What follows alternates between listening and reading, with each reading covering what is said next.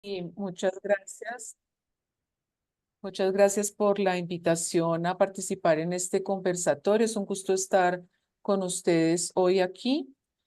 Bueno, me dieron la oportunidad de abrir. Les voy a contar un poco sobre nuestra población de estudiantes de licenciaturas virtuales con los cuales trabajamos el maestro Jairo y yo.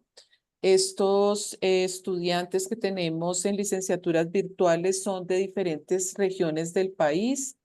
Tenemos bastantes estudiantes de zona rural que tienen unas características específicas en cuanto a, por ejemplo, acceso a Internet, a dispositivos también para el aprendizaje. Es curioso y ustedes dirán, licenciaturas virtuales deben tener todo, todas las herramientas para poder aprender, pero en realidad es que tenemos todavía en Colombia muchísimas diferencias de acceso, brechas digitales importantes para estos estudiantes, en nuestro caso de la virtualidad, que estudian con muchísimas dificultades, no solamente de acceso, sino de condiciones socioeconómicas, sociales del entorno en el cual están, eh, de violencia también que vivimos en nuestro país, infortunadamente, pero también tenemos estos jóvenes con muchos deseos de aprender, de formarse, de profesionalizarse, de ayudar a sus comunidades. Entonces formamos en estos grupos, también tenemos características con estudiantes muy jóvenes, menores de 18 años, que están iniciando su profesionalización. Y tenemos también adultos que están ya trabajando como normalistas, y que quieren tener su profesión como docentes. Entonces están estos contrastes y estos grupos con diferentes condiciones que debemos nosotros tener en cuenta al momento de abordar nuestras clases y también nuestras investigaciones, porque estamos desarrollando con el maestro Jairo, la maestra Paola Mercado, una investigación precisamente sobre pedagogías emergentes con estas poblaciones de estudiantes de licenciatura, con algunos resultados preliminares sobre la práctica docente de estos estudiantes en estos contextos específicos. No me voy a alargar mucho para darle la palabra a mis colegas. Muchas gracias. Gracias, Cristina. Pues si les parece, continuamos con Jairo, que es un poco el mismo contexto, para que nos ayude a complementar esta información, por favor. Pues muchas gracias, doctora Blanca, muy amable. Gracias también a la universidad por esta invitación. Gracias, doctor Rodrigo, por acompañarnos también en este espacio. Maestra Paola, a todos ustedes y a quienes nos acompañan aquí en el auditorio, muchas gracias. Sí, complemento un poco el contexto que nos ha dado la profesora Cristina frente al perfil de las juventudes que nosotros tenemos, dicho en términos de edad. Sí, son ellos, pero hay muchos que son muy, por decirlo así, no jóvenes, pero que al contactarse, al entrar en contacto con estos ambientes de licenciatura, renuevan esos espíritus de hace muchos años. ¿A qué me refiero? Están en licenciatura, todos con un promedio de edad estándar que podríamos decir no superior a los 20 años, 22 años, y aparece un jovencito que nos dice en una de las clases, yo hace como 15 años dejé la escuela. Yo hace como 10 años dejé de estudiar, hace como 20 años, no es que yo no cogí un libro y no lo he vuelto a coger porque ahora cojo una pantalla. Entonces, digamos que ese es el perfil de las juventudes que nosotros en este momento estamos acompañando. Juventudes que se declaran jóvenes y juventudes que también dentro del contexto en el que estamos formando, licenciados, profesores de universitario, por decirlo así, son jóvenes. También tenemos la oportunidad de acompañar la formación y la construcción de conocimiento de algunos jóvenes en otros contextos que no es de licenciatura. Me refiero a cursos de extensión, cursos libres, personas que llegan con algunos intereses formativos que permiten desde el momento en el que se conectan con la virtualidad, promover un espíritu, entre comillas, joven. Entonces, a tu pregunta, la pregunta con la que comenzamos en este espacio, de el contexto de las juventudes, pues el contexto es de formación virtual, la mayoría, de formación en pregrado, es decir, no es ni maestría ni doctorado, obviamente, sino pregrado, aunque también tenemos de maestría y doctorado, y algunos que están en cursos de extensión, cursos libres, que llegan porque les interesa el tema, porque les llama la atención, porque quieren, por ejemplo, no pudieron entrar a la universidad ahorita, entonces quieren seguirse formando o mantener el tiempo de formación y entran a cursos que no son de sí educación formal, sino son cursos cortos que les permiten irse adelantando en procesos formativos. Muchas gracias. Gracias, maestro. Y bueno, de regreso a México, Rodrigo, platícanos cuál es el contexto de las juventudes con Inventiva.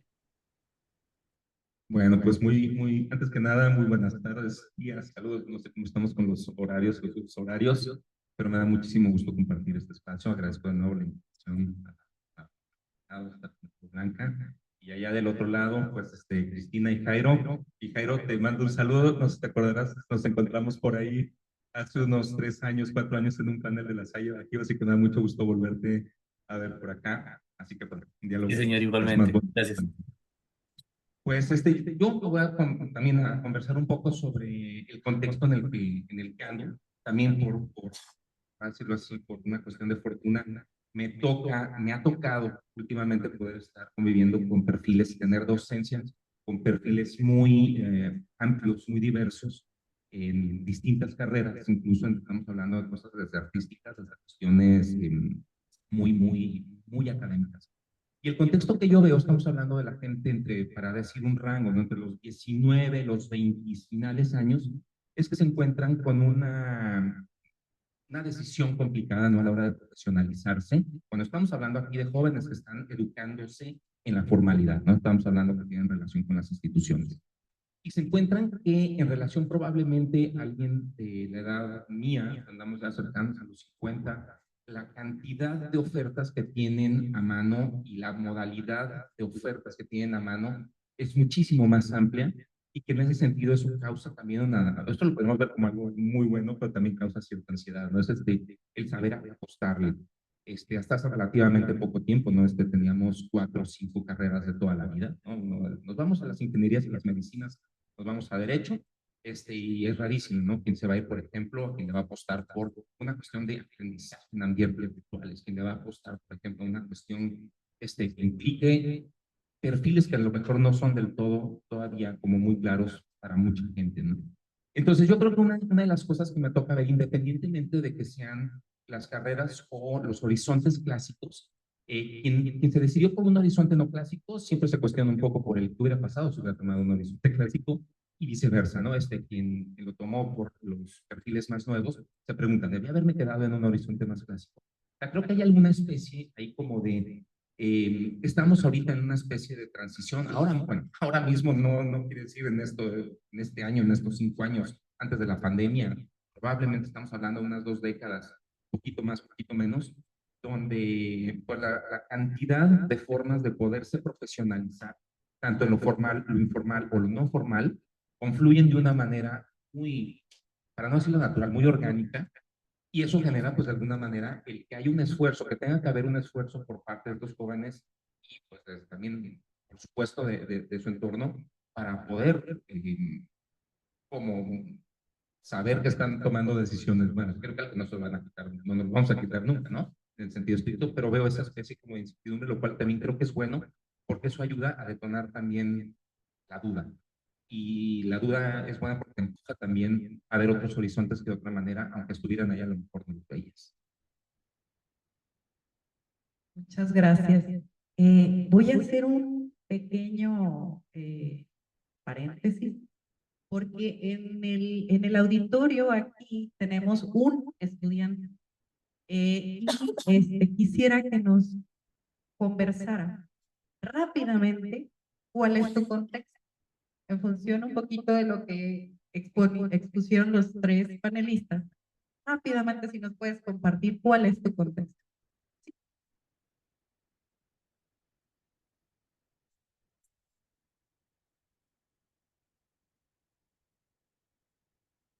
Pues no les sabría decir mucho, pero de lo que comentó ahorita, compañero, sí es muy cierto que aparte de que te pone mucha ansiedad, sientes que todo el tiempo te quieren poner como un cronómetro, de que llegas a los 18, te tienes que meter, tienes que estudiar esto o tienes que estudiar lo que tú quieras, pero estudias algo a los 18.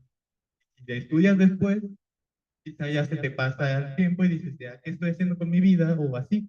Y te empiezan a entrar dudas, ya, ya entran otros problemas, ¿no? Yo ciertamente pasé por eso y podría asegurar que muchos también pasaron por lo mismo de sentir que se les pasa el tiempo, que quizás si no saben mucho de lo que quieren estudiar, por lo mismo de los horizontes clásicos, de que siempre apuntamos a cosas así muy tradicionales. Si te inclinas por algo así, dices, sí, hay incertidumbre acerca del futuro, de si no me gusta o quizá sí me gusta, pero no es a lo que me quisiera dedicar toda la vida, porque también es algo que dicen de estudias esto y todo el tiempo, toda la vida vas a estar con eso. Siento que es algo que está muy mal, es decir, de estudias esto, te quedas con esto todo el tiempo. Siento que sí se debería de inculcar una cultura más de haz lo que tú gustes en el momento que tú gustes y pase el tiempo que pase. Como mencionaban, muchos son de 20 y algo años del promedio y quizá muchos no se meten de que a más edad por lo mismo de sentir de estoy viejo, quizá en carreras como tecnológicas, bueno, lógicas, inteligencia artificial o así, no se meten tanto de mayor edad, porque quizá dicen, no le voy a entender o esto no es para mí. No sé si me doy a entender un poco. Ya me alargué. Muchísimas gracias. Pues bueno, yo creo que reafirma lo que mencionó Rodrigo, la incertidumbre. Y no puedo dejar de pensar el contexto en el que está pasando esto. Nadie mencionó tecnologías digital ni todo lo que está trastocando culturalmente las tecnologías digitales. Están en el fondo, me parece que hablaron de aspectos que son como trascendentales en el sentido humano, deseos de aprender, están en ambientes rurales que quieren transformar su comunidad, es decir, lo que rescatan ustedes como ese contexto es la necesidad de transformar. Y por otro lado, la indecisión de esta cultura que efectivamente nos lleva a estar actualizándonos, moviéndonos, complementando, es decir, esa pureza de la formación, pues se trastoca en la cultura actual. Y un poco ya mencionaron lo que implica la segunda pregunta, que es ¿qué consideran juventudes? Dieron un rango de edad, pero justamente otra vez introduciendo el efecto cultural o el contexto cultural. ¿Qué significa para ustedes juventudes? ¿Qué quiere decir juventudes? Más allá de la edad, digamos, ¿qué significa? Si les parece, ahora empezamos con Rodrigo. Gracias, Blanca. A ver, esto yo creo que es el centro. Yo estaba pensando, ¿no? Cuando viendo la cuestión de, no del panel, sino del problema que está detrás del panel. Dos cosas que no quedan, que siempre nos dejan más bien con una cierta sensación extraña. ¿Qué es aprender y qué es juventud? Porque cuando combinamos estas dos cosas, el binomio nos puede dar lugar a muchas cosas. Yo me hice la primera pregunta en relación a la juventud. ¿Qué son las juventudes? Yo creo que la juventud la podemos siempre como, siempre hay una forma fácil de poderla limitar al aspecto biológico, es decir, la juventud abarca de a los tantos años, hasta en términos hormonales podríamos decirlo, pero yo creo que en términos culturales es donde está justamente la clave y el problema. ¿Cómo definirlo? Creo que es justamente el problema en el que estamos, ¿no? Creo yo, mi idea es que la idea de juventud es la de un sujeto modal. ¿Qué quiere decir? Es un sujeto que va cambiando de forma de ser y estar y de ser visto, de ser comprendido en relación a lo que a la situación en la que está. Entonces podríamos hablar que las juventudes probablemente hace un siglo tenían una tenían una extensión muy corta en el sentido de que cuando entra la responsabilidad en no llamarle el ciclo laboral o del ciclo profesional, en el momento en que tenemos que volvernos responsables de muchas cosas cuando decimos termina la juventud. Pues la cuestión es que yo creo que ahora el problema es que los jóvenes, las jóvenes, están y tienen un papel, se les ha cargado un papel histórico donde son muy responsables, se les pide ser responsables, no lo decíamos ahora, desde mucho antes de lo que era tradicionalmente lo que se les pedía responsabilizarse. Entre esas cosas está el responsabilízate de ti mismo. Y es donde viene justamente la cuestión. Cuando te responsabilizas por ti mismo, te estás responsabilizando por ti mismo para hacerte responsable del mundo, que de alguna manera el encargo histórico es, el mundo es lo que te viene, y tú vas a manejar esto, y es donde te vas a quedar, y es donde, o sea, esto depende de ti. Yo creo que de alguna manera, si no podemos definir al menos qué es una juventud, en este momento, yo lo definiría, o sea, yo diría que alguien es joven cuando se le ha cargado el peso histórico de cargar todo esto que se ha hecho antes. O sea, las personas que estarían en ese rango son aquellas que sienten, ¿no? Objetiva y subjetivamente esa carga, y que esa carga se convierte justamente en una serie de, en este caso hablábamos de incertidumbres y cosas, porque es muy bien, o sea, no solo es de que voy a comer 3 veces al día caliente, ¿no? Es la cuestión de dejar que este mundo siga andando y hacer que lo que está haciendo que este mundo no ande, pararlo. O sea, creo yo que en este momento histórico, la idea de juventud está muy transversalizada y está, lo sienten, lo saben, está muy determinada por el tipo de peso y de responsabilidad histórico-social que se necesita. Muchas gracias. Por favor, Jairo, si nos puedes compartir para ti qué son las juventudes. Muchas gracias, Blanca, muy amable. Diría que desde la propia pregunta necesitamos plantearnos un marco epistemológico para hacer la definición, porque muy probablemente para el literato la juventud es algo, para el agrónomo la juventud es algo, para el lingüista la juventud es algo, para el profesor que tiene a esos estudiantes en esas asignaturas, en esos temas, quizás ni le preocupe la juventud. Entonces, creería que, ¿qué es la juventud para nosotros? Pensaría yo, o por lo menos para mí, es un proyecto, es tener un proyecto, es un sujeto que se apropia de un proyecto y que está transformándose en torno a él. Tengo un colega que dice, hablando de algo que sucede aquí en nuestro país y muy seguramente también allá en México, es que cuando el sujeto ha trabajado mucho tiempo durante su vida, llega a una edad en la que se pensiona. Se pensiona, entonces comienza a recibir un salario del Estado o de algo. Ya dejó de trabajar, entonces recibe su pensión y ahí se comienza a enfermar, se comienza a deteriorar, comienza a perder todas las habilidades, no porque se haya pensionado, sino porque ya no tiene un proyecto. Entonces me parece que la juventud es tener un proyecto. No estoy ahí, desde ahí ya me ubico a que no es un asunto de edad, sino es un asunto de disposición frente a los retos de la vida en constante transformación. De ese modo, entonces, incluso a mis padres les digo, bueno, ¿y su proyecto? Porque pues somos jóvenes mientras que tengamos algo así.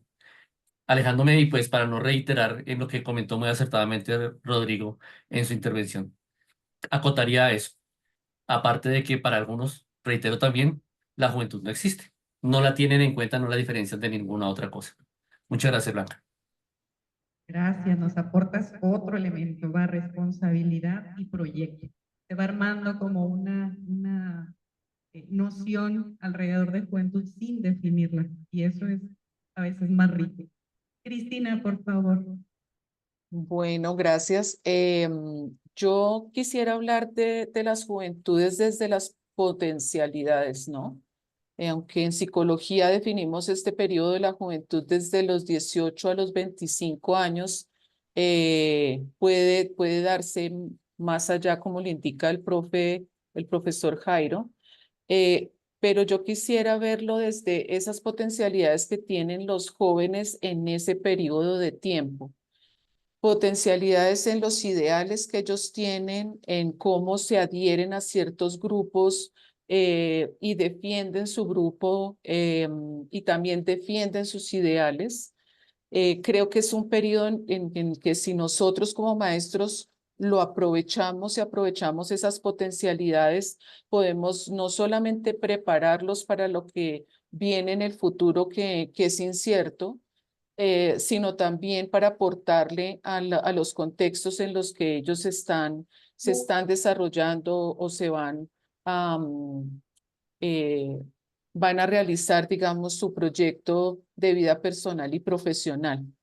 Escuchábamos al estudiante que está ahí en el auditorio y ellos se sienten presionados a veces en hacer cosas, en aprovecha el tiempo, pero yo volvería a decir lo mismo que dicen los papás, aprovecha el tiempo porque justo ese periodo del que estoy hablando es un periodo que no vuelve en nuestras vidas. No queriendo ser pesimista, pero en esas edades se da algo que en la parte neuropsicológica se llama poda neural y es algo que no vamos a volver a vivir en nuestro cerebro en ninguna otra etapa de nuestra vida.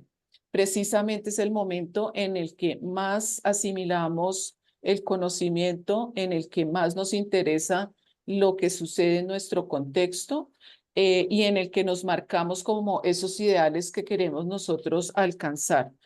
Y creo que en este momento pues está también muy marcada la juventud por lo que estamos viviendo en el contexto global, un contexto de guerras, de desafíos, de inteligencia artificial, de nuevas tecnologías que nos están permanentemente retando, y también unos tiempos, como dice Byung-Chul Han, en el aroma del tiempo, tiempos que pasan muy rápido aparentemente para nuestro cerebro porque estamos permanentemente bombardeados de información por las redes sociales, por los medios de comunicación, y eso lo que nos hace es percibir como si el tiempo fuera más corto de lo que realmente es, porque estos medios de comunicación y estas redes no nos permiten tener un cierre de las cosas que van pasando en nuestras vidas. Entonces, quería como enmarcarlo en eso, en potencialidades, contexto y la percepción que tenemos en este momento del tiempo. Muchas gracias. Gracias, Cristina. Y bueno, antes de entrar a la pregunta del conversatorio, que estoy bordeando un poquito con las preguntas para no asumir que entendemos contexto, juventudes o aprendizaje. Y la pregunta que sigue tiene que ver con las cualidades que reconocen en este grupo. Es decir, un grupo con una responsabilidad histórico-social, con un proyecto que implica transformarse y con potencialidades en sí mismo, ¿qué cualidades tienen? ¿Qué cualidades cuentan para poder realizar o enfrentar todo esto que nos plantean? Si les parece, empezamos con Aire. Muchas gracias, doctora, muy amable. Pensando en las cualidades, hablándolo positivamente, pensaría que la primera y más importante quizás es el carácter de apertura. Digamos que en ese periodo, como dice la profesora Cristina, en ese periodo de tiempo, la apertura a experimentar, a tener ciertos márgenes mucho más abiertos, mucho más amplios, es la mayor cualidad que tiene ese periodo, ese rango etario, como lo comentan. La posibilidad de, comencé esta carrera, como comentaba ahora nuestro joven aquí en el auditorio, comencé esta carrera, pero no me gustó, voy a comenzar a otra, no me gustó, voy a comenzar a otra, no me gustó. Depende también de la familia, pues, porque algunas veces no lo dejan cambiar. Pero sí esa posibilidad de que llego a mi tercera carrera y todavía puedo cambiar de carrera. En algún momento en el que ya el cuerpo no permite tanto, usted ya tiene que tener carrera, amigo. Usted ya tiene que haber comenzado algo y haberse quedado en algo. Entonces creería que una cualidad positiva, vista positivamente de la juventud, es la posibilidad de apertura y esa al cambio que le da la propia poda neuronal, la propia posibilidad de que yo estoy aún en tiempo de elegir, aún en tiempo de decidir, ya, eh, aunque la sociedad diga, usted tiene que tomar decisiones, aún puede decidir Ya cuando ya deja, entre comillas, de ser joven, ya la decisión se restringe un poco. Entonces pensaría esas dos características: posibilidad de apertura y transformación y cambio. Muchas gracias. Sí, por favor. Muy bien. Pues yo me voy a unir un poco acá en justamente lo que decía Jairo, lo que decías.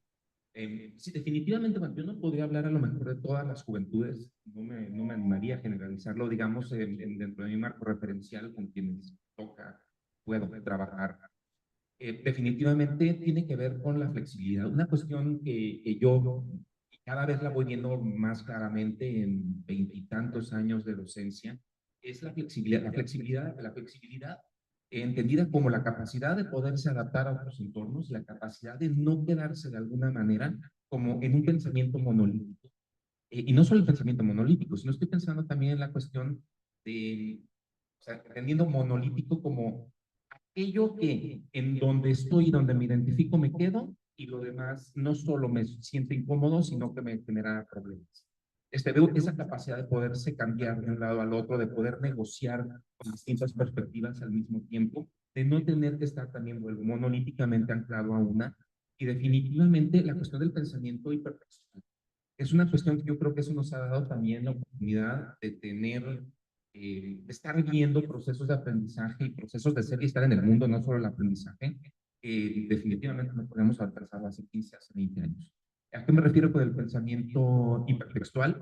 Todo lo contrario, justamente ese pensamiento muy lineal que nos daba lugar, digamos, a la gente de estas generaciones, a la mía, a las y tomar las anteriores, las un poquito después, entendiendo como lineal aquella que necesita tomar como consecuente el antecedente directo. O sea, no puede tomar como parte del marco referencial cosas que estén alrededor o difusas. Eso, claro, tiene que ver, por supuesto, no es lo asumo, una hipótesis de lo que decía Cristina, tiene que ver, por supuesto, con la llegada de las nuevas tecnologías. O sea, no podemos negar que las nuevas tecnologías tienen una forma en la cual están impactando en la forma en la que pensamos, en la que somos, en la que hacemos, en la que somos y estamos en el mundo.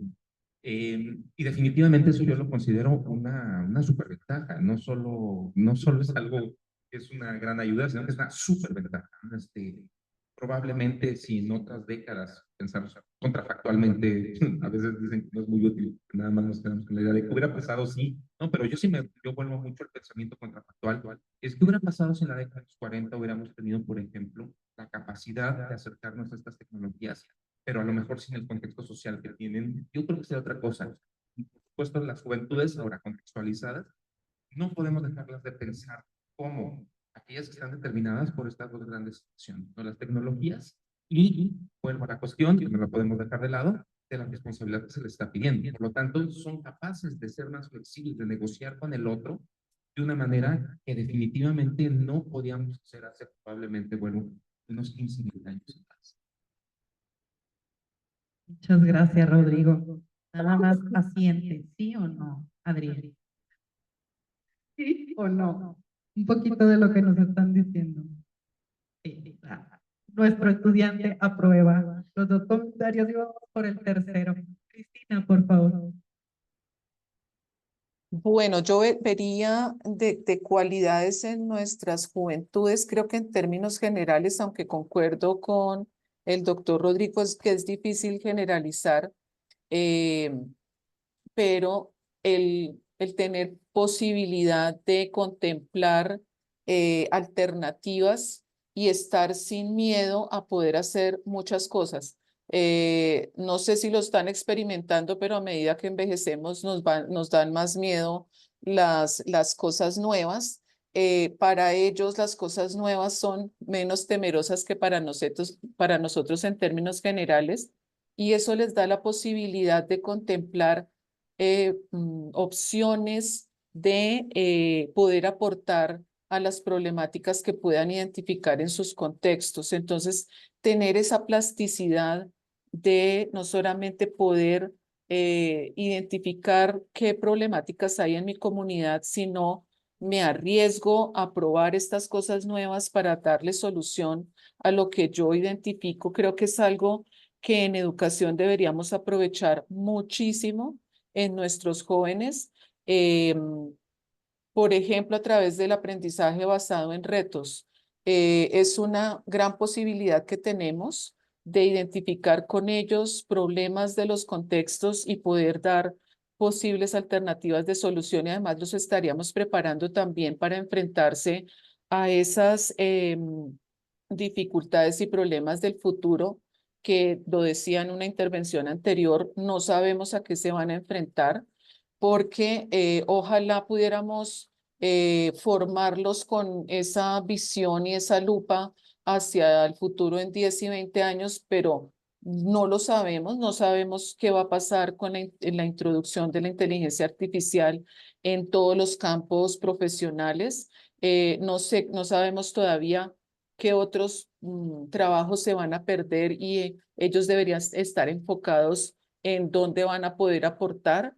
Pero estamos un poco dando palos de ciego viendo qué va a suceder con todos estos cambios en el futuro. Muchas gracias. Gracias. Y pues ahora sí vamos a la pregunta central de este panel, conversatorio, perdón. ¿Hay alguien del auditorio que quisiera exponernos cómo aprenden las juventudes, que nos quisiera compartir antes de entrar con los panelistas? Sí, ven, Saúl.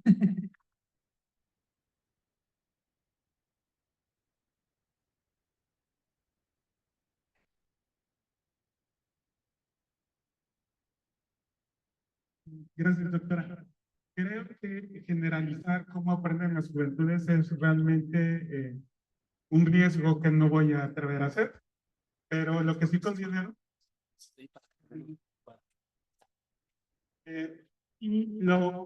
actualmente soy docente a nivel licenciatura en una universidad pública, y casualmente recibimos estudiantes de no solo del estado, sino de los estados con los que colinda.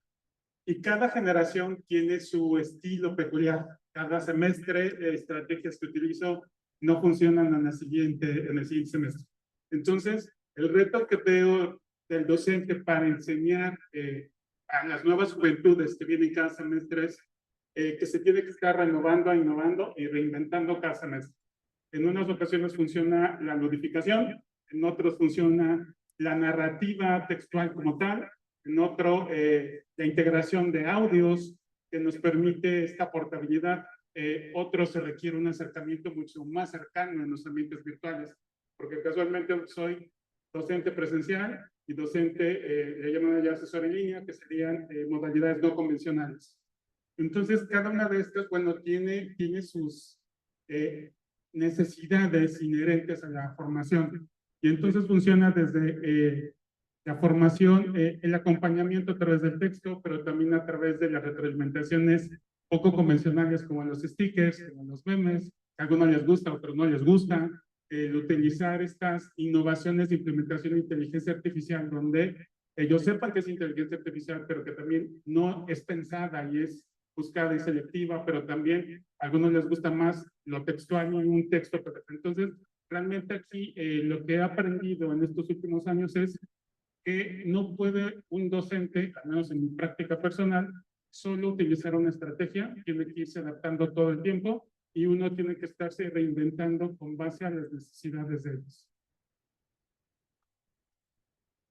Ahí viene el tacto pedagógico que nos acaban de mencionar en la conferencia anterior. ¿Alguien más? Perdón que me pare, pero ¿alguien más? ¿Cómo aprenden? ¿No? ¿No?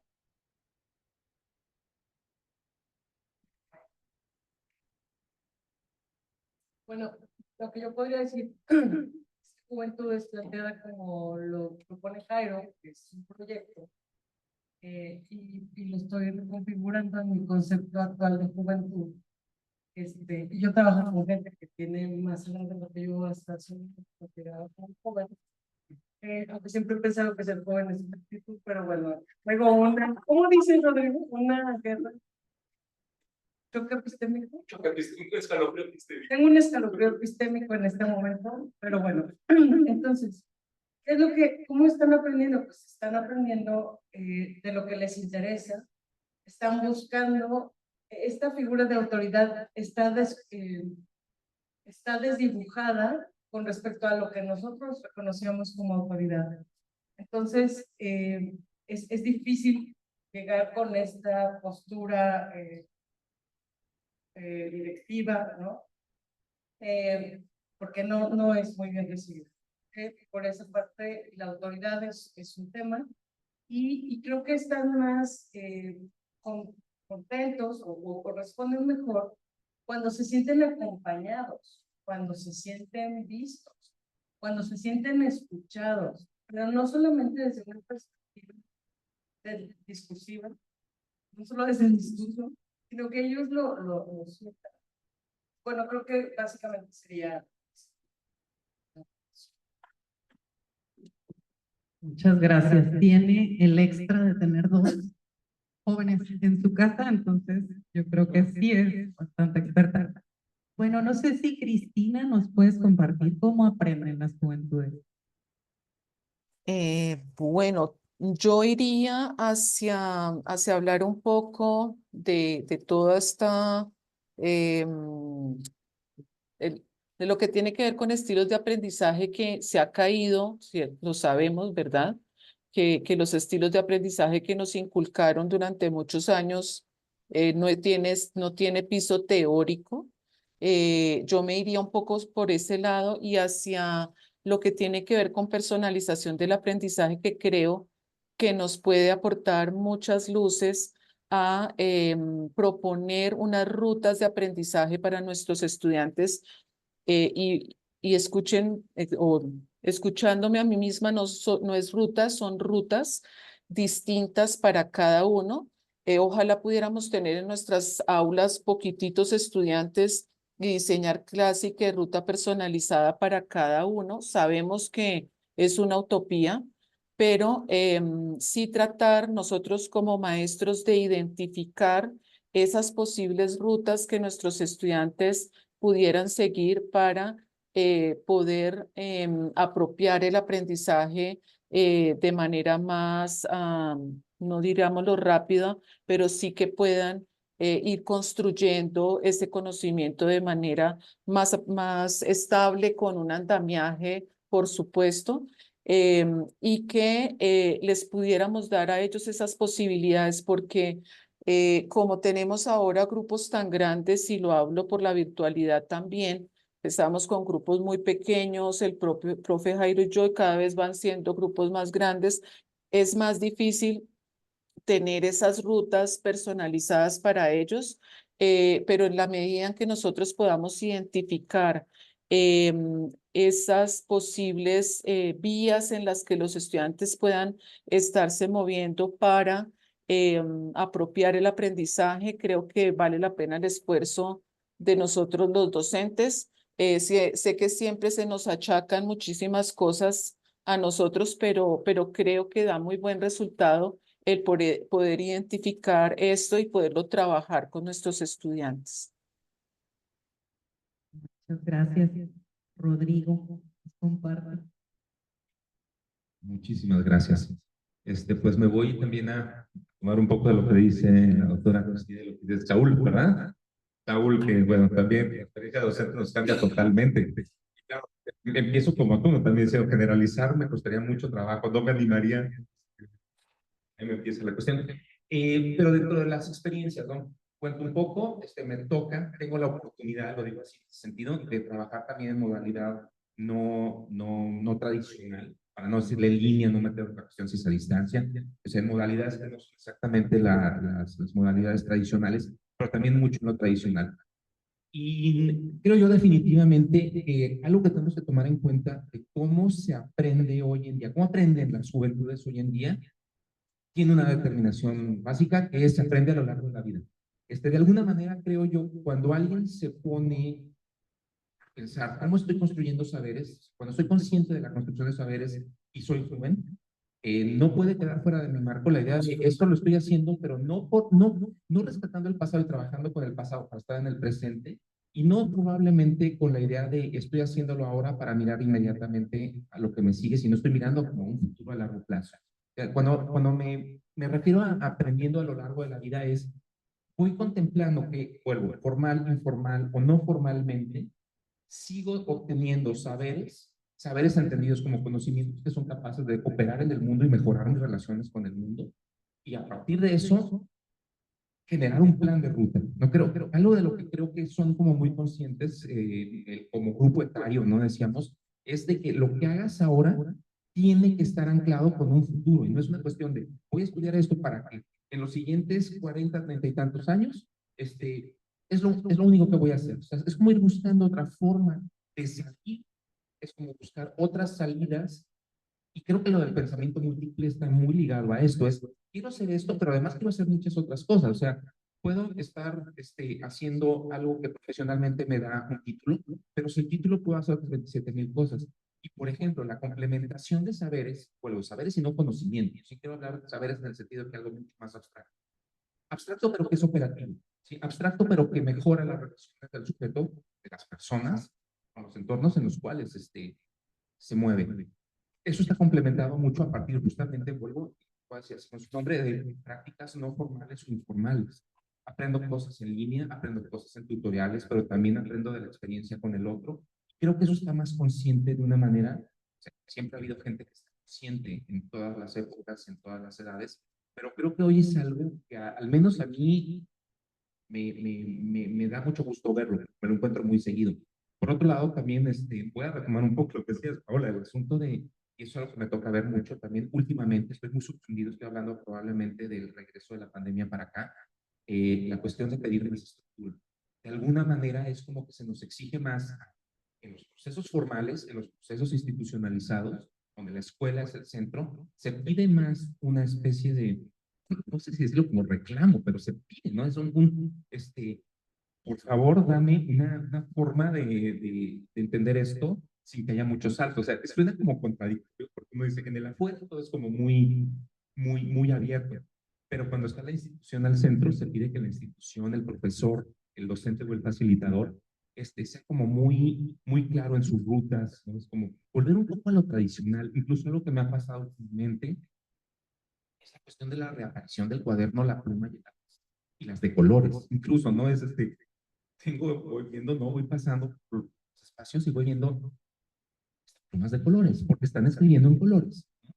Y eso también ha sido algo que me ha sorprendido muchísimo. Los celulares he visto, vuelvo, a lo mejor probablemente en mi caso, computadoras, celulares, tabletas empiezan a pasar a un segundo plano y ahora veo más cuadernos, más libros, más subrayado. Y lo pregunté hace rato en clase y me dijeron, sí, me siento más tranquila, me dijo una estudiante, me dijo, me siento mucho más tranquila porque yo sé que si me llevo el cuaderno a mi casa, le pasa algo a la computadora, yo de aquí al resto de la vida también, devolviéndolo así, puedo recuperar esto que estamos viendo ahorita.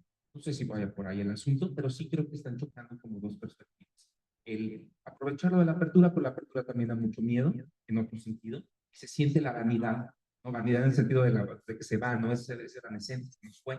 Y de alguna manera, las prácticas más tradicionales del escribir, el subrayar, eso implica también otra serie de cosas que se hacen después del momento en que se escribe, el cómo volvemos a consumir eso que se escribió, está generando una distinta convergencia que no entiendo bien tampoco de lo que está pasando, pero se los juro que se los comparto. Gracias. Una digresión. En ambientes virtuales también ocurre eso. Es más allá de los lápices, colores y demás, es la necesidad de estructura. Dígame por dónde, ma. Es que dígame por dónde le tengo que hacer. Esta necesidad de la escuela es respuesta, no es pregunta, no es cuestionamiento, no es reflexión. Sí, también pasa en ambientes virtuales. Jairo, por favor, adelante. Muchas gracias, Blanca, muy amable. Yo estaba recordando cuando leí la pregunta, una experiencia de aula que tuve la semana anterior, en la que me sentí como muy auxilio, ¿qué hacemos? Porque es que veía al profesor, yo estaba acompañando la clase y veía al profesor tratando de hacer su máximo esfuerzo por llamarle la atención a los estudiantes. Y entonces él hablaba con toda la pasión, con toda la emoción, diciéndoles, mire, es que este proceso de lectura es, y le decía con todo el cariño, y los estudiantes ahí. o en el celular, o mirando otra cosa. Y decía, ¿qué es lo que tiene que ser el profesor para que el estudiante le preste atención y avance? La pregunta que nos hacías, ¿cómo aprenden las juventudes? Mm, Yo sentía que en ese salón estaban todos los personajes de Intensamente, ahí en ese mismo momento, el súper rabioso, el que no le gusta nada, la que, ya se acaba la clase, el que en cualquier momento le van a preguntar, ¿y esto de qué se trata? Y yo no sé, a mí yo quise porque, entonces, ¿cómo aprender las juventudes? Creo que por experimentación también de quienes les está enseñando, de nosotros como profesores que le estamos enseñando. Aún no encontramos una manera única de decir, así aprenden. Que yo tenga ya aquí, tengo mi librito y es que así aprenden y así ya yo sé que entonces voy a donde estén las juventudes y les enseño. No, creo que no hay una fórmula, no hay un modelo, no hay una vía que nos permita decir, no, es que yo primero les toco el tema que a ellos les gusta, la película, el juego, el influencer, les digo que el influencer lo dijo y entonces como el influencer lo dijo, entonces ahora sí es cierto. No, hasta los influencers se caen. Entonces no hay un modelo estático estable, entonces si busco una respuesta concreta pensaría, por experimentación, ¿m? No es permanente, por la búsqueda de una motivación, los like, dame like y existo, decía por ahí un autor mexicano, Pedro Rangel, like y existo, por la búsqueda de modelos a gran escala o a pequeña escala. Me refiero a un modelo mi padre, modelo mi profesor, modelo mi influencer, que igual cualquiera de los tres se va a caer, o modelo mi compañero que sí lo logró, modelo mi compañera que no terminó en las drogas o no terminó mal y sí hizo eso. Entonces, experimentación, búsqueda de motivación, modelos, pero sobre todo quizás, y acogiéndome un poquito de la charla de la mañana, por acompañamiento. Pensemos que aprendemos por acompañamiento, porque alguien nos orienta o con alguien nos lanzamos a aprender.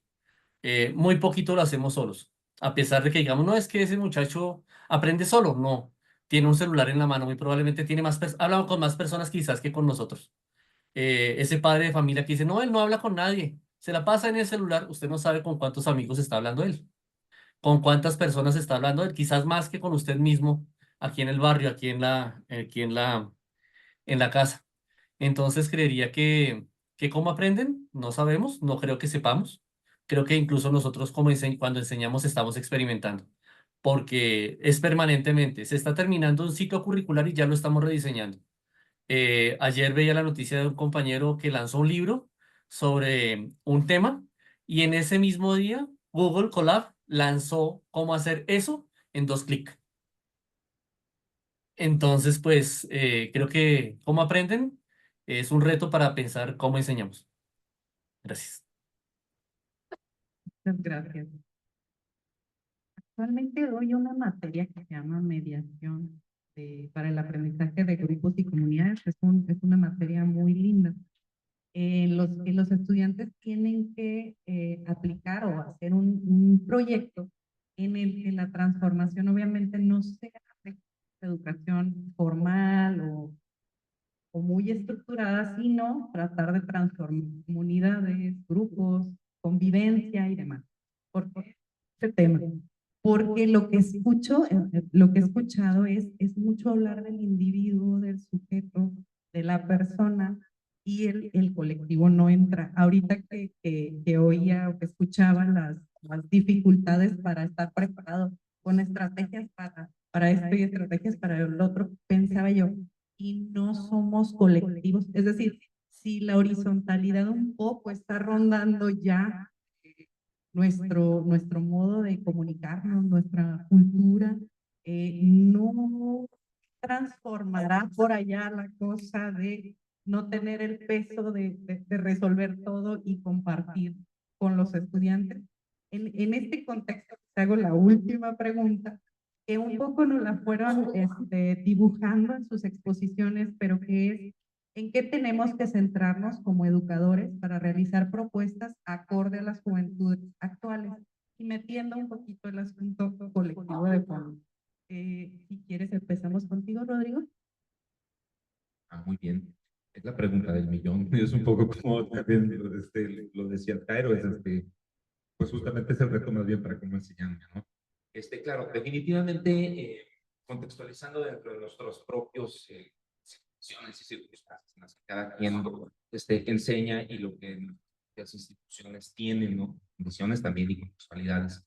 Yo creo que definitivamente la cuestión que no podemos dejar de lado es tenemos que orientar, ¿cómo decirlo?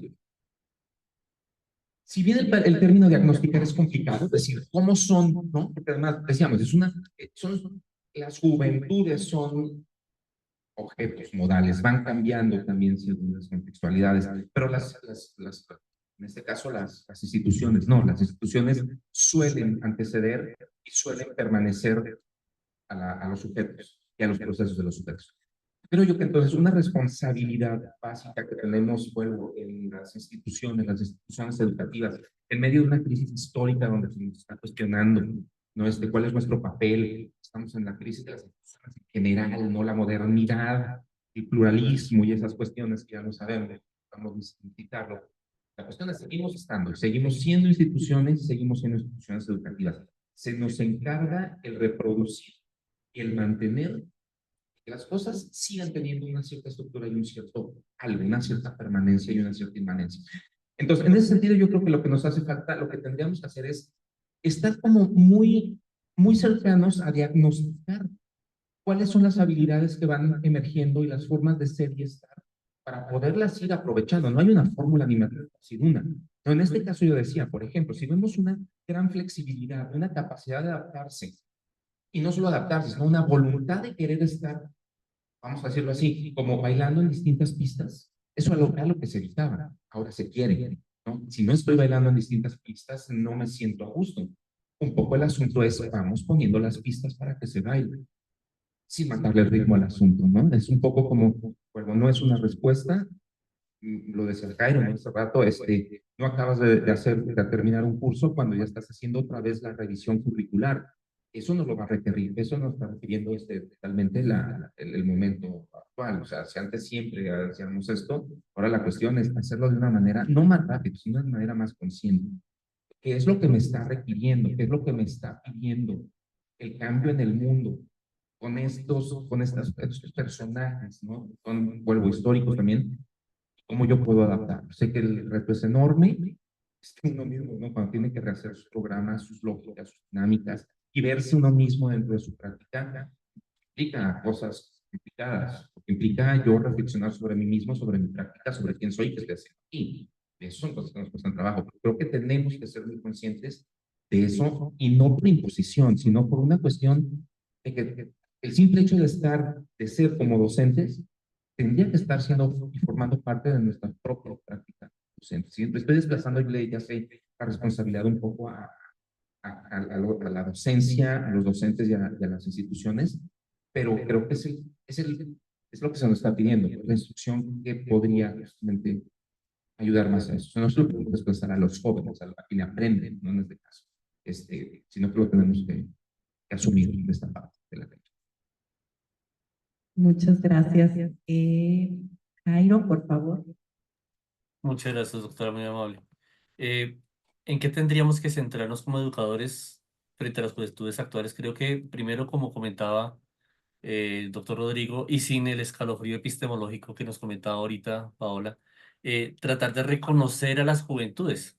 O sea, no centrarnos en el objeto de conocimiento, sino en el sujeto que lo recibe. El poder decir, ¿eso le servirá realmente a ese estudiante? Y a partir de ese reconocimiento de quién es el que tengo yo en mi salón, en mi aula, ser traductores de la cultura. Dicho muy técnicamente, pero es que tenemos que aterrizar a veces, matizar, decantar el conocimiento para que sea digerible y a la vez genere esa motivación, esa experimentación, esos elementos que consideramos, conociendo a la cultura, pueden servirle a la siguiente generación, pueden servirle para que esa siguiente generación construya, crezca, no pierda la tradición sin tener un elemento de innovación. Creo que en qué tenemos que centrarnos como educadores, en ser traductores de la cultura para que le llegue al estudiante conociéndolo, reconociéndolo y en ese mismo proceso construyendo al joven que queremos que aprenda a lo largo de la vida. Muchas gracias. Cristina, por favor. Sí, gracias. Yo creo que cobra cada vez más relevancia las metodologías activas en este momento. Lo hemos estado hablando con el profesor Jairo en estos días, cómo salen cada vez más herramientas de inteligencia artificial donde los estudiantes pueden hacer casi que cualquier cosa que les pidamos. Entonces, recordé estos grupos que yo tuve hace unos años de licenciatura en donde trabajábamos aprendizaje por proyectos y verdaderamente cuando ellos desarrollan un proyecto sobre un tema de su interés, se implican muchísimo más en ese trabajo de formación y de aprendizaje y van haciendo ese camino con el proyecto en colaboración con otros, aprendiendo con su equipo de trabajo, respondiendo a esa temática que les ha despertado interés con un producto que van construyendo en colaboración. Entonces, creo que cada vez más vamos a tener que recurrir a estas metodologías activas, dejar un poco de lado la tarea puntual y la actividad puntual en donde el estudiante pueda ir a cualquier herramienta de inteligencia artificial a desarrollarla, porque si no nos vamos a volver policías de ellos mirando si lo hizo o no lo hizo con inteligencia artificial y creo que ya ese no es el punto, que utilicen la inteligencia artificial, pero que eso sea con un propósito, con una finalidad, que sepan por qué lo están haciendo, cómo lo están haciendo, y que ellos vean que eso les aporta. Nos está pasando en la Universidad de La Salle que, por ejemplo, ensayos ya no podemos poner porque sabemos que los hacen con inteligencia artificial. Entonces estamos tratando de diseñar otras estrategias que impliquen más al estudiante y que no estén tan centradas en una tarea puntual que pueden hacer con estas herramientas. Muchas gracias, Blanca. Muchas gracias. Pues no sé si el auditorio o en línea tengan alguna pregunta, comentarios.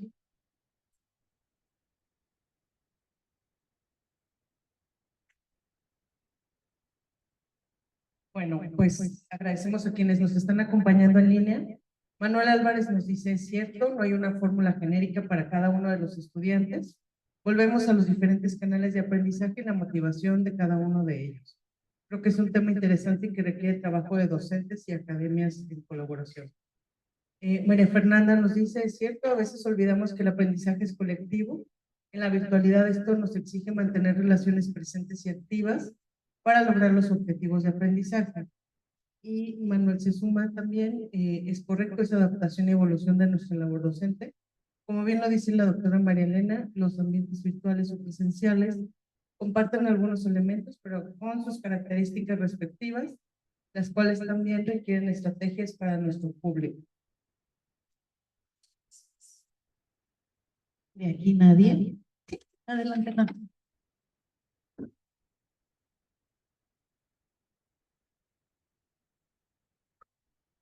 Muchas gracias. Voy a agarrar mi acordeón porque estuve anotando varias cosas que me hicieron, me movieron un montón de temas respecto a mi práctica docente histórica. Y hablando de histórica, el comentario de Rodrigo, esta frase del encargo histórico que estamos depositando en la juventud, me parece súper fuerte y me llevó a pensar como desde las primeras preguntas que hiciste, Blanca, de qué son las juventudes, ¿no?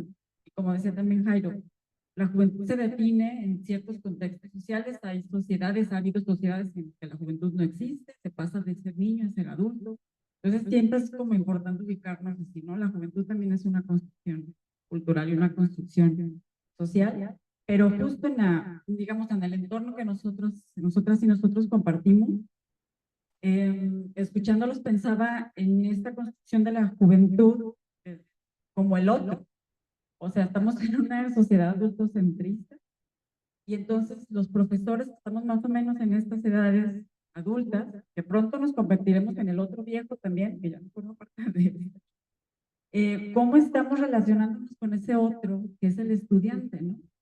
Y cómo a lo mejor el reto está precisamente, y lo digo también con la charla que tuvimos al inicio, en deconstruir esa otredad, o sea, no depositar en los jóvenes, es como si los estamos educando para arreglar el mundo que nosotros echamos a perder, ¿no? Entonces, me parece un poco como todos compartimos este mundo y a lo mejor la escuela sí es ese lugar. Mencionaron la parte de la estructura y me parece súper relevante, pero en el sentido de la certidumbre, ¿no? A lo mejor la escuela, la educación institucionalizada, sí es un espacio donde chicos, chicas, y no tan chicos y no tan chicas, encuentran un espacio donde hay certidumbre. Y para que esto exista, tendríamos que volver pues a lo clásico del aprendizaje, o sea, los aprendizajes significativos. Yo al escucharlos decía, o sea, justo cuando con la pregunta de cómo aprenden, yo decía, ¿cómo aprendo yo? A ver, ¿qué me está pasando ahorita en este momento que los estoy escuchando? Yo estoy generando un aprendizaje. ¿Y cómo lo hago? Porque lo que están diciendo es significativo a mi práctica docente y por eso les estoy poniendo atención. Y entonces este mismo proceso, pues, es llevarlo a la práctica con ellas y ellos con quienes aprendemos. Entonces es volver al aprendizaje significativo y volver al aprendizaje en términos relacionales, que decías, Blanca, que yo creo que es lo más importante. Entonces me voy al inicio de lo que dije, porque estoy como divagando, pero es mi proceso de aprendizaje. Es dejarnos de ver como el centro social, los adultos, los profesores, y romper esa otredad y entonces sí colaborar con los estudiantes y las estudiantes en esa construcción de un proyecto de futuro que mencionaba también Cristina. O sea, yo creo que parte importante de nuestra labor es acompañarlos, y alguien mencionó la palabra acompañar, me parece también súper interesante, en su proceso de construcción de proyecto de futuro, porque creo que ese proyecto de futuro es el que también les va a ayudar a dar certidumbre y por eso a lo mejor sí necesitamos acompañar con ciertas estructuras, siempre escuchando, y sí, estamos enfrentando retos importantes desde la docencia, pero creo que justo preguntar, hacer las preguntas que hiciste, Blanca, hoy son esenciales para tenerlas en cuenta como todo el tiempo, ¿no? O sea, reflexionar sobre ese papel, que no es solo papel docente, sino es un papel social. Bueno,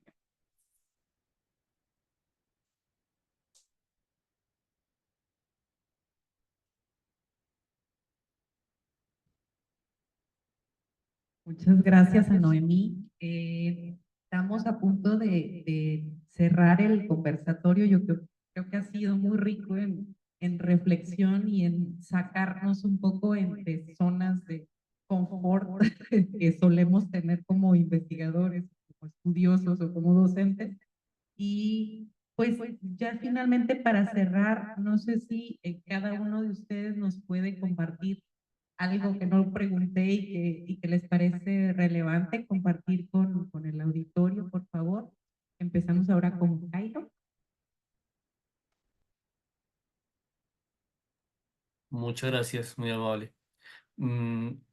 Algo que considero que tenemos que tener en cuenta y que creo que aporta este ejercicio es, como lo comentaba ahorita Noemí, el profesor no se tiene que convertir en un payasito para llamarle la atención al joven para que lo convierta en la motivación de aprender.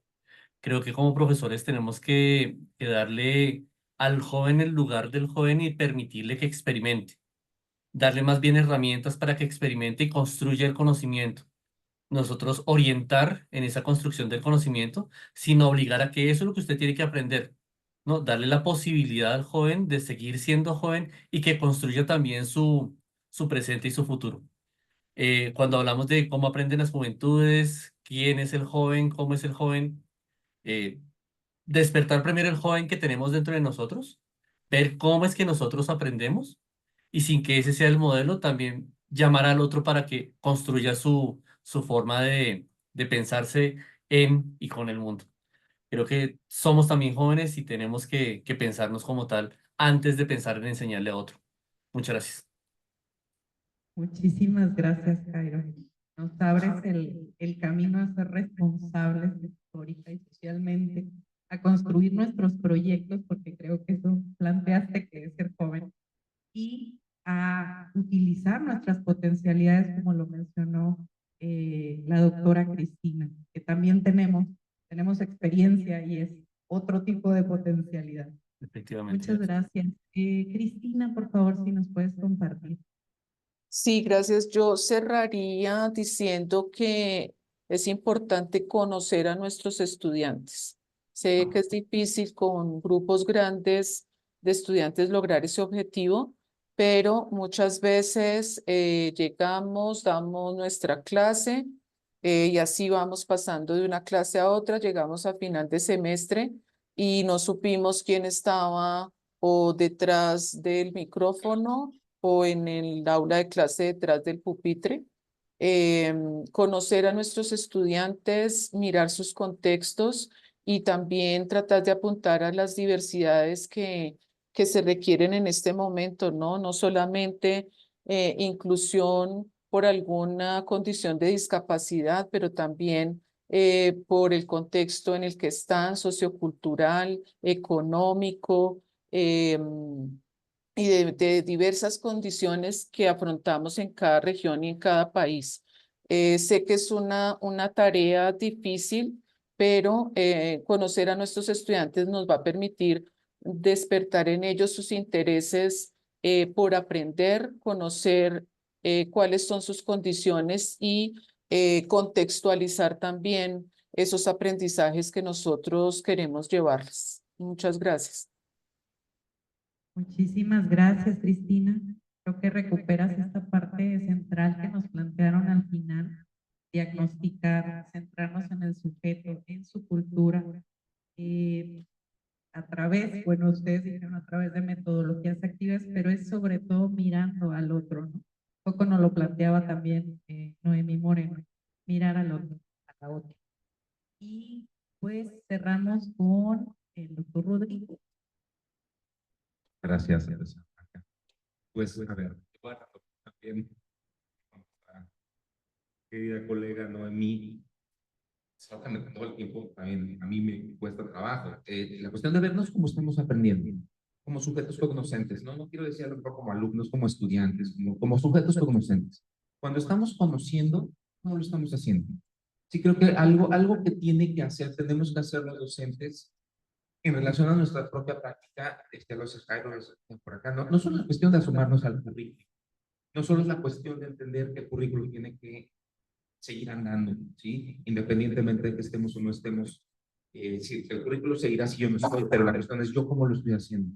Nos seguimos aprendiendo, seguimos todo el tiempo, cada vez estoy más consciente de eso, algo que a lo mejor hace, no sé, un par de décadas no lo hubiera tenido tan claro como docente, pero ahora lo tengo todo el tiempo como muy presentes. Tenemos que voltearnos a ver a nosotros mismos, en nuestros propios procesos de cómo estamos conociendo.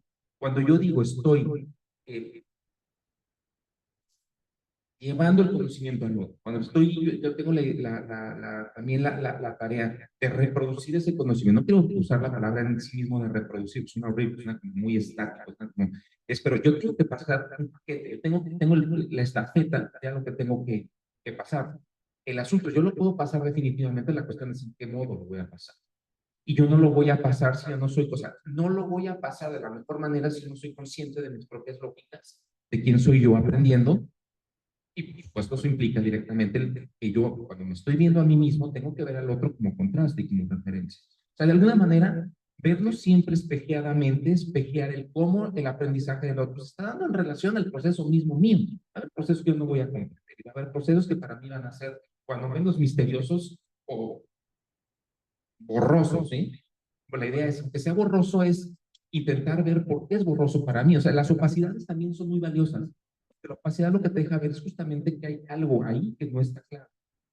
Probablemente no lo vamos a lograr, probablemente no vamos a superar ese obstáculo, pero soy consciente de ese obstáculo que tengo frente a mí mismo y por lo tanto ese obstáculo sé que de alguna manera puede estar impidiendo, puede ser la palabra que me gusta mucho, el concepto técnico de la mediación. Estoy mediando el proceso, soy un mediador del proceso. Entonces, ¿cómo voy a poder mediar algo si no tengo una idea de quién soy, cómo estoy, la circunstancialidad de las contextualidades? Yo diría, pues un poquito eso nos estamos pidiendo mucho, pero creo que lo que debemos hacer, más allá de la situación en la que cada quien esté y las circunstancias en las que se nos dan las cosas que vienen en un futuro. Muchas gracias. Muchas gracias. Nomás faltó decir que nos falta un terapeuta, pero sí nos hace falta. No es cierto, el peso que estamos decidiendo cargar es fuerte, igual de fuerte que el que tienen los jóvenes, pero creo que vale la pena, ¿no? Por algo estamos hablando de esto, por algo reflexionamos, nos interesa movernos de las prácticas tradicionales, de las prácticas reproductivas y tratar de hacer prácticas pedagógicas, didácticas, creativas. Y yo diría también colectivas.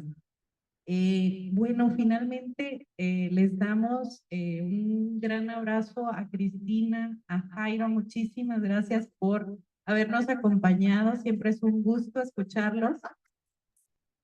Muchas gracias. A ustedes muchas gracias. Gracias por su cariño y por su voluntad para acompañarnos y por supuesto a Rodrigo González, que también es de casa, lo queremos mucho también. Y bueno, para finalizar, muchas gracias por habernos acompañado. Y nuestra siguiente actividad es el panel de egresados, que comienza a las 3:30. Los invitamos a que nos acompañen.